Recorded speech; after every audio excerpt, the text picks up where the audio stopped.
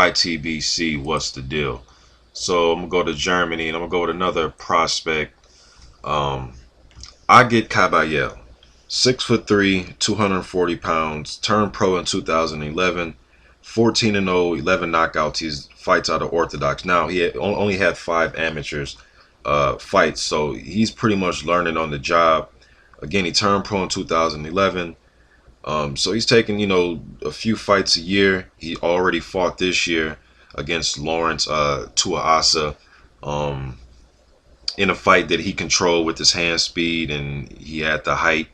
Tuaasa has some experience, but Caballero is too much for him, man. Just the youth and the hand speed. Now, Tuaasa was landing some nice right hands, especially when Caballero would he'll try to throw his right uppercut. He'll drop his hands really low, man. He got caught with a nice right hand upstairs, but he controlled that fight, man. And he fought from mid-range and he controlled the fight. Of the fight that really caught my attention was his fight that was on Box Nation. This fight is on YouTube against a guy named Gabinga Luakan. Luakan's been in there with Manuel Char, Pulev, Glaskov, Carlos Sakam. He got stopped by all those guys. But he also beat Layman Brewster, 2009 version of Layman Brewster. We know Brewster was more in his prime, 04, 05, around there, 03. But he has went the distance and gave tough fights to guys like Robert Helenius, Edmund Gerber, Erkin Tepper, and Marius Wack. So that fight caught my attention. It was for a WBC Mediterranean title. It was a split decision victory for Kabayel. I had it a draw when I watched it first. I thought he was winning going into the 12th. I thought Aluakan outworked him in that 12th round and made it a draw. I didn't watch the fight 2-3 times, but I just watched it once and I thought it was a draw. But again, Aluakan is a guy that's a tough guy. I just named you all the guys he's fought, and he's big, he's strong, Nigerian guy. Big, strong motherfucker, man. He's kind of slow and plodding at times, but he's strong as hell, and he's in shape, and he's ready to fight. And he's tough. He's shown that. And he started his career as a 16-0 prospect at one time. Also beat Zubano Love. And a lot of you Anthony Joshua fans know Zubano Love. Zubano Love just fought Andy Ruiz Jr. That fight's on YouTube also. Go check that out.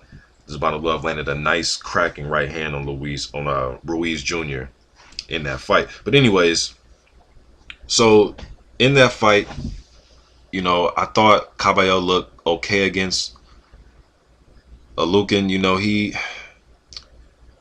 was getting caught with nice right uppercuts. He was plotting at times. He was methodical at times, mixed with some flurries, fights out of the high guard. He's mobile. He showed his fast hands. He loves to throw his left hook. Decent, respectable power. It's decent. I don't think he's going to be knocking a lot of guys out. I think his thing is going to be setting up his shots. Maybe he can get you, down the stretch of a fight, but the power doesn't seem overwhelming. But again, he's still a 6'3", 240-pound guy that trains and works out. So if he lands on your chin, he could knock you out. But he likes to fight from mid-range, And I think he needs to move his head a little bit more instead of just putting up the nice, tight, high defense. That defense, to me, works a little bit better on the outside, unless the guy lands between your guard or around your guard.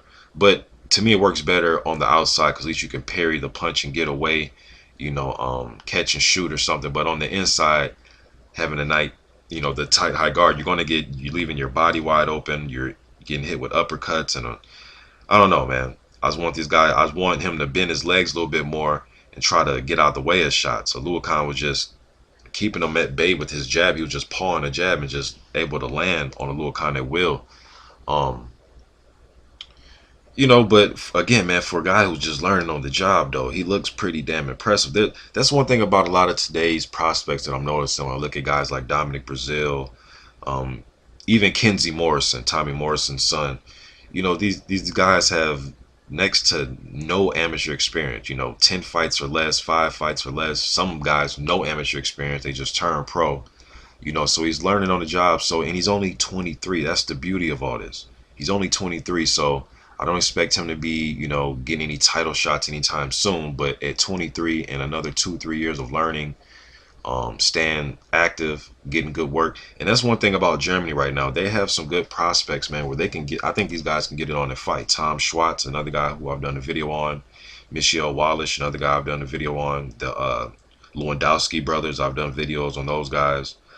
Um, and there's some other guys that I haven't done videos on that I've heard of and I've seen their name. Another kid, Gashi, I believe, Sanad Gashi.